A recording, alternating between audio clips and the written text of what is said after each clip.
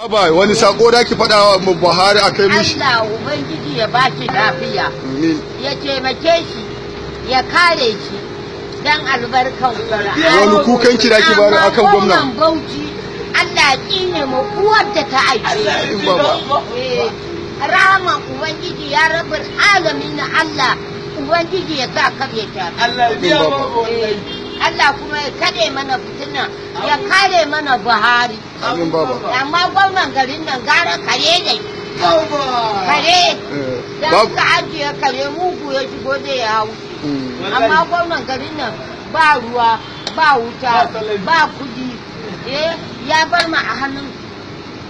Allah ya muku albarka. Amin baba. Amin baba. Amin baba. Amin baba. Amin baba. Allah kuma ya kare Buhari.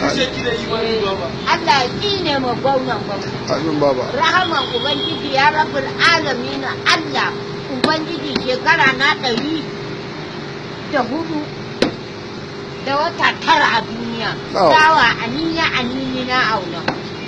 Anini da komai girman sa a saye shi ne biya. Baba gwamnan da ya sauke yanzu ba ya wuce yanzu ba. Isa guda Allah masa albarka.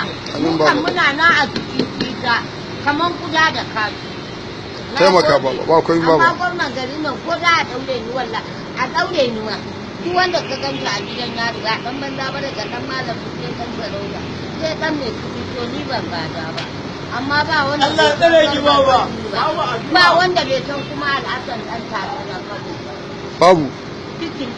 Allah tsare ki baba. Jirgi ya kuma jikin gidanka aka zo aka raba mana.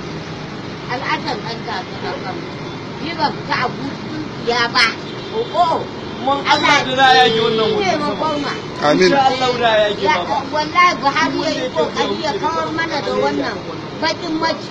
Kowa zaki Allah jikoki na biyu sun mutu da ciki suna auren malaman makaranta.